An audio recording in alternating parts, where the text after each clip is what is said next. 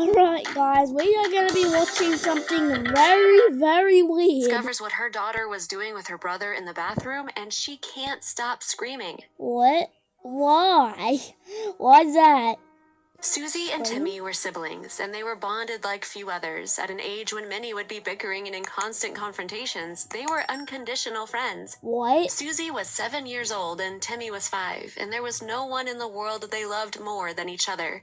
Susie, being the oldest, was also a guide for her little brother, and the fact is that the parents of both had been so carefree all their lives that the girl learned many things about life, alone or at school, where she had a teacher who was always ready to answer all her questions, and everything she was learning, she also transferred it to her little brother, and together they got through life with no more support than the one they gave each other.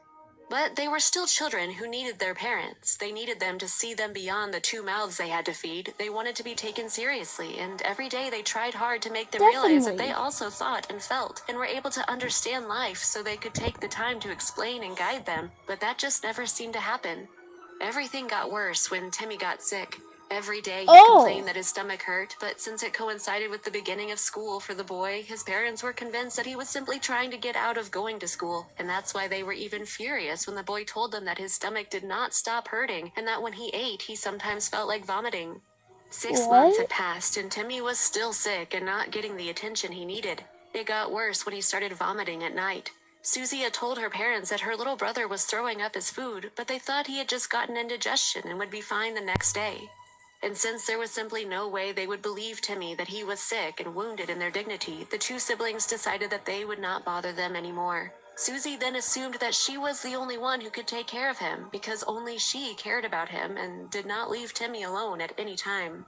Gradually, accompanying him to vomit and holding him while he vomited became a habit. That happened more and more often until it was a daily routine. The boy was getting thinner and was pale and weak all the time, and at his school they noticed it, but when they asked Timmy's parents if the boy was suffering from any illness, they flatly denied it and excused themselves by simply saying that he was going through a stage of poor appetite, which according to them was very normal at his age because they had gone through it too. That soon he would start eating normally and his appearance would improve, but that it was not an illness. In the meantime, Timmy was finding it harder and harder to keep his food down, and also his concentration and strength were disappearing little by little. In class, he was not able to pay attention, and he did not go out to play full of energy like all the other children. He preferred to sit in the sun, and many times he fell asleep, and even though so many people saw them, only Susie was able to understand that he was sick, and she could only hope that soon someone would pay attention to him. One night, the mother went into the bathroom and found a scene she never thought she would see. There was Susie helping her little brother hold himself up while he was vomiting, a bloody vomit that seemed to be tearing the little boy from the inside. And when the boy finished and looked at her, she realized she had been blind for a long time and started screaming in complete shock. Her son was sick. She didn't know from what, but he had been sick for a while now, and it was obvious. The children had told them, and they hadn't paid attention, so they had decided to fend for themselves by making as little noise as possible, trying to hide it as if they were doing something wrong. Susie and Timmy were so young that they didn't know how serious it could be for the poor child to vomit like that and endure his terrible stomach pains without any treatment. Nor did they know that none of it was really their fault, but the fault of irresponsible parents who had failed to pay attention. All Susie wanted was to help her brother feel better, and for that reason the boy adored her because she was his biggest support and the only one who was looking out for him all the time.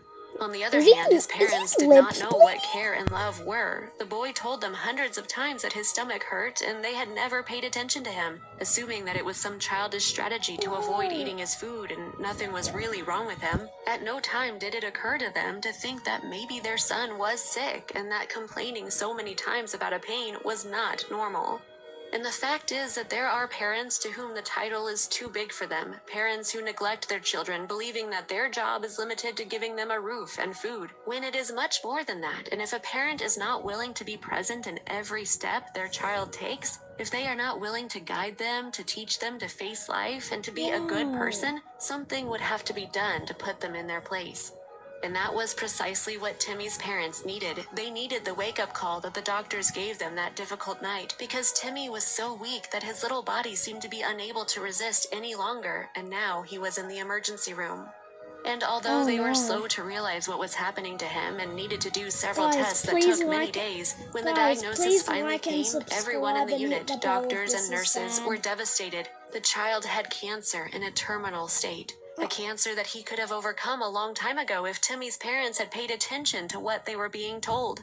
Timmy's mother still hadn't come out of shock, and the father was feeling like the most miserable man in the world. How was it possible that his son was on the edge of death when from the beginning he had begged for their attention? How had they been able to ignore their own son's pain without paying attention to anything else? Not even to Susie, who every day asked them to take her brother to a doctor.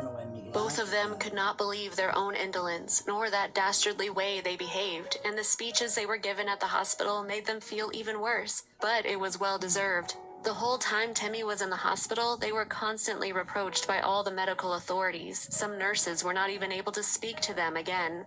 All the attention was focused on Timmy and saving him at any cost, but after a couple of weeks, they realized that they had arrived too late. There was no way to save the little boy, and in the midst of tears and despair, the only consolation his sister had was that Timmy's last words were for her, to thank her and ask her to be happy, because he would be watching over her from heaven, to understand that now he was going to rest, and that was why he was at peace. That tranquility was reflected during his last breath, and the image of the child was practically of an angel.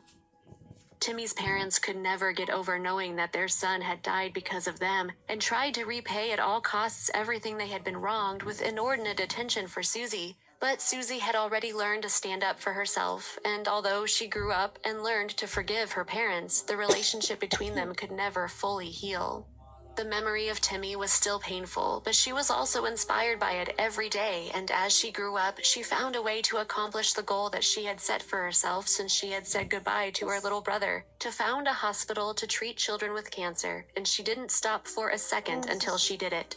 Susie became the standard bearer of the fight against childhood cancer in her country, and until the last of her days, she helped without looking at whom and with all her love, because her brother, even so many years later, never stopped inspiring her. Hey, if you liked this story, give it a like, share it with your friends and family, and don't forget to subscribe to the channel.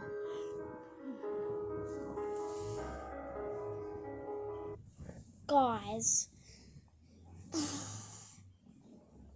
that that was so sad.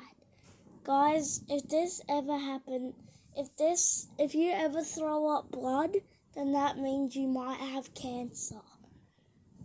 But guys, don't worry. I bet no one will ever have cancer. Hopefully none of my subscribers do. So yeah.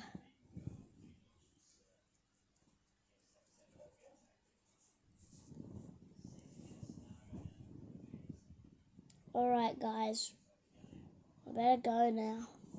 Please like and subscribe. Just please like and subscribe, guys. And okay guys, bye.